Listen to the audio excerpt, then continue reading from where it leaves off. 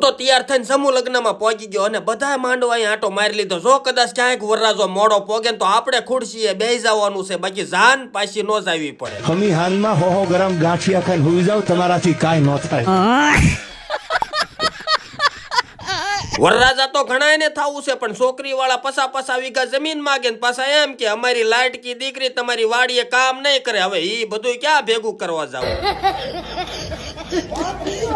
અને આ સમયમાં લગ્ન કરીને કઈ વધવું હોય વધે, નકર થયું બાકી તમારા છોકરા હવામાં ડાયનાસોર ઉડાડશે ઈ પાક્કું.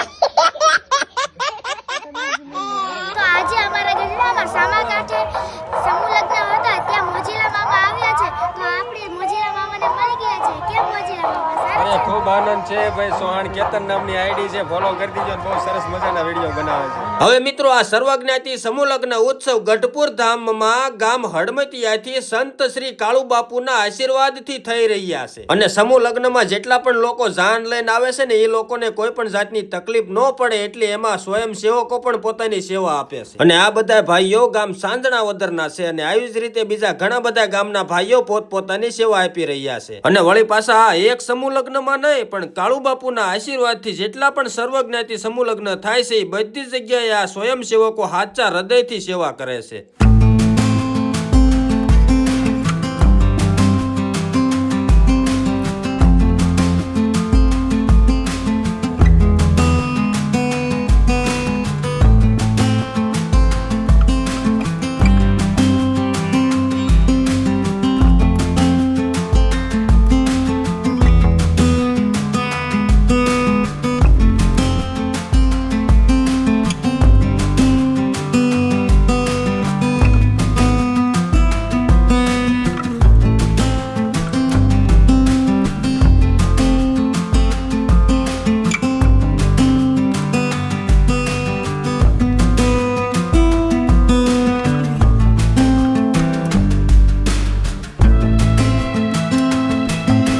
વળી પાછા ખાલી ભાઈઓ જ નહીં, મારી વાલી બહેનો પણ અહીંયા એટલી જ સેવા આપે છે, જેથી કરીને બહારથી આવેલા મહેમાનોને કોઈ પણ જાતની તકલીફ ના પડે.